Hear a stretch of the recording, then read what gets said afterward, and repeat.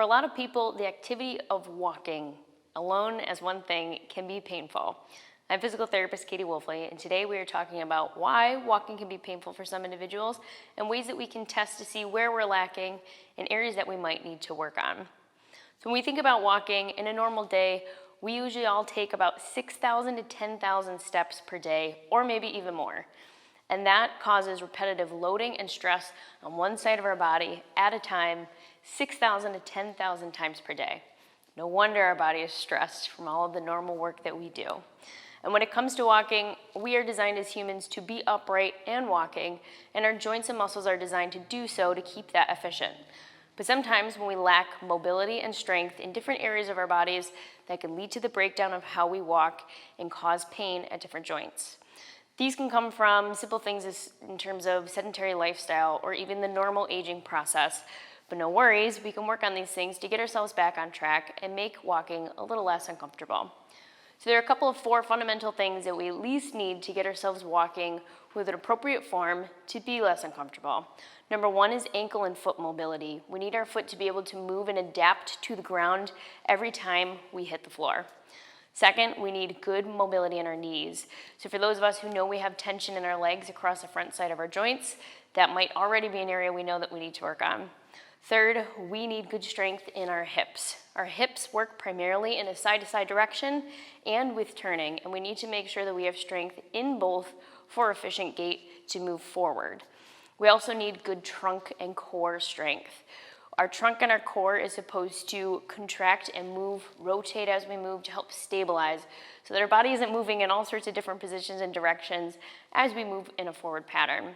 So all these things are areas that we need, and if we are lacking them, that leads to a poor quality of gait, and that in itself leads to pain. But there are things that we can do to work on this, same as you would think about needing to train for running or running a marathon. We could do the same and think about walking as a same strenuous type of activity. So here are a few couple tests and activities that you can do to see if we have the proper strength and mobility, and then use them again as ways to train for it. Our first test and measure, we're going to use either a chair, countertop, wall, something with a flat vertical surface. I've got my chair here. We're first going to look at our ankle mobility. So we're going to work into what is a traditional calf stretch. So we have 1 foot forward, 1 foot back. Our hands are on our wall or our surface. Maybe this is a countertop. And I'm going to keep my back knee as straight as possible. I should be able to go forward without letting my heel lift. I feel an appropriate stretch in my calf, and my heel isn't lifting off the floor. If we can't come forward without letting that heel lift, that means that we don't have enough mobility through the calf or through that ankle to be able to bend and propel ourselves forward. So if this is tough for you, we're going to stay here and make it a stretch. Possibly hold this for 10 to 30 seconds depending on what your tolerance is, and then relax out of it. Definitely do this on both sides. You might find that one is more immobile than the other and it needs a little bit more love or a little bit more focus. And do 10 of these on each side. Our second test is for our knee mobility. So now taking our wall or our countertop, I'm going to put my toe just maybe 2 inches away from the countertop, the wall. I'm going to have my hands on the surface, keeping your heel flat. Our goal is to push the knee forward and try and touch it towards the wall. Having our knee go over our toe is something that we need to show that mobility of stretch across the top of the knee. With my hands on the surface, it shouldn't be too painful for my knee joint because I've got some stability. But if I can touch it to the wall, that means I've got appropriate motion through my knee and even through my ankle to get here. If this is tough for you, make this a stretch. Work on this with repetition, possibly pausing for 5 to 10 seconds, holding it at that space, and letting it go. Do this on both sides and make sure that you're getting equal mobility through both knees.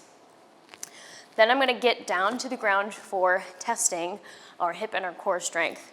So first beginning with the hips, coming up the chain, we should be able to do a glute bridge. So bring yourselves down to the floor.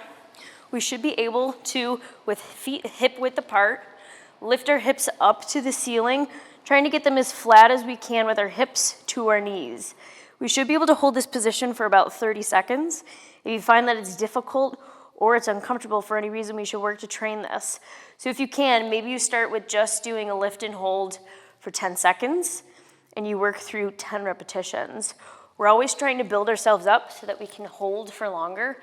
So building up from that 10-second hold, working to a 15-second hold, and maybe you're only doing 3 or 4 reps at that time.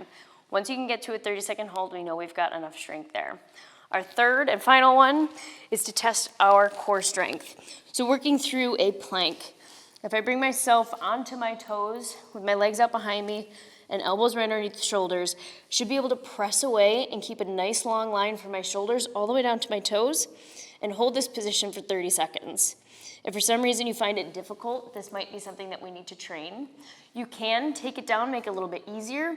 We start on the knees, bending up the ankles, and then holding up in that bridge position from here. Same as we would with the bridge, we're gonna work through training the length of hold. So starting with possibly that 10 to 15 second hold, working up in the length of time and reducing the amount of reps, and then working up to try and get that 30-second hold. So try these few tests and exercise.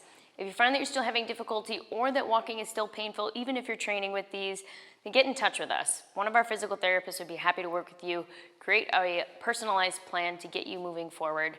And you can make an appointment either over the phone or online at buffalorehab.com. We accept most insurances, and you can come in with or without a referral. So give these a try, and if not, get in contact with us. We can't wait to help you get your life back.